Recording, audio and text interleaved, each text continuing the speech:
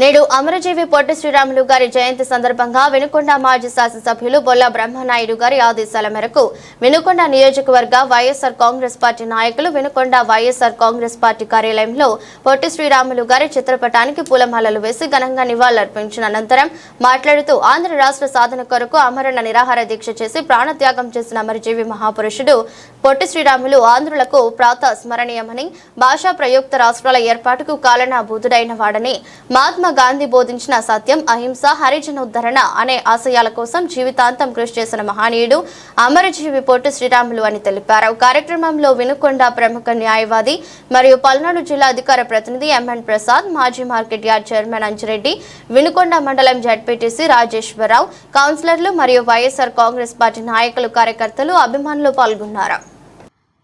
అమర నిరాహార దీక్ష పూనుకోవటము, దానికి ఆంధ్రులందరూ ప్రత్యేకంగా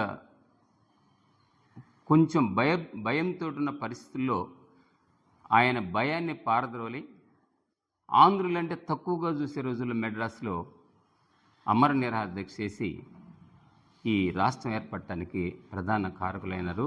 వారి జన్మదినం జరుపుకోవటం ఈరోజు మనకి చాలా శుభ పరిణామం, సంతోషదాయకం. మనందరం కూడా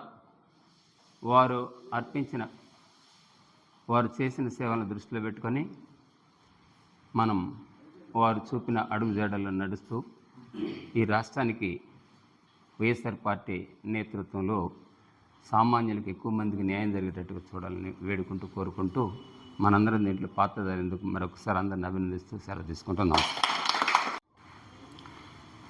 ఈ రోజున పొట్టి శ్రీరాములు గారి జయంతిని మనం వినుకొండ వైఎస్ఆర్సీపీ కార్యాలయంలో జరుపుకుంటా ఉన్నాం. చాలా సంతోషం. మన ఆంధ్ర రాష్ట్ర అవతరణకి ప్రధాన కారకులు గౌరవనీయులు పెద్దలు అమరజీవి పొట్టి శ్రీరాములు గారు. ఆయన భాషా ప్రయుక్త రాష్ట్రాలు అనేటువంటిది భారతదేశంలో ఒక కాన్సెప్ట్ వచ్చిన తర్వాత ఖచ్చితంగా ఆంధ్రులందరికీ, తెలుగు మాట్లాడే వాళ్ళందరికీ కూడా ఒక ప్రత్యేక రాష్ట్రం ఉండాలి అని చెప్పి అప్పట్లో మనందరం కూడా మద్రాసు రాష్ట్రంలో భాగస్వాములుగా ఉంటే, మద్రాసీలుగా గుర్తించబడతా ఉంటే, కాదు ఆంధ్ర రాష్ట్రం అనేది ఒకటి ఏర్పడాలి అని చెప్పి ఆయన ఆమరణ దీక్షని ప్రారంభించాడు. ఆయన ప్రారంభించిన తొలినాళ్ళలో చాలా సరళంగా ప్రారంభమైన చివరికి ఆయన ప్రాణత్యాగం చేసేదాకా వెళ్ళింది. దాదాపుగా 50 రోజులకు పైగా ఆయన ఆమరణ నిరాహార దీక్ష చేసి ఆయన ప్రాణాలు అర్పించిన తర్వాత మాత్రమే నెహ్రూ గారు ఆంధ్ర రాష్ట్రాన్ని ప్రకటించడం జరిగింది. ఆ క్రమంలో అక్కడ స్థానిక రాజకీయాలు, రాజాజీ గారు వ్యతిరేకించారు, ప్రకాశం పంతులు గారు సపోర్ట్ చేశారు. ఈ క్రమంలో మొత్తానికి కర్నూలు రాజధానిగా మనకు ఆంధ్ర రాష్ట్రం ఏర్పడింది. అయితే ఆయనలో ఇంకొక చాలామందికి తెలియని అంశం ఏంటంటే ఆయన స్వాతంత్ర సమర పోరాటంలో కూడా పాల్గొన్నాడు. ఆయన 1901లో జన్మిస్తే మహాత్మా గాంధీతో పాటు ఉప్పు సత్యాగ్రహంలో పాల్గొన్నాడు, క్విట్ ఇండియా ఉద్యమంలో పాల్గొన్నాడు. ఆయన అట్లానే దళితుల పట్ల కూడా ఆయన ఆమరణ నిరాహార దీక్ష చేశాడు. నెల్లూరులో ఉన్నటువంటి వేణుగోపాల స్వామి ఆలయంలో దళితులకు ప్రవేశం లేదు అంటే ఆ వివక్షత మీద ఆయన గట్టిగా ఒక ఉద్యమం చేసి ఆమరణ నిరాహార దీక్ష చేసినటువంటి ఒక సమభావాలు, అభ్యుదయ భావాలు, ఆధునిక భావాలు ఉన్నటువంటి వ్యక్తి పొట్టి శ్రీరాములు గారు. కాబట్టి అట్లాంటి యొక్క పొట్టి శ్రీరాములు గారిని వాళ్ళ స్మరించుకోవటం మనందరికీ కూడా గర్వకారణం.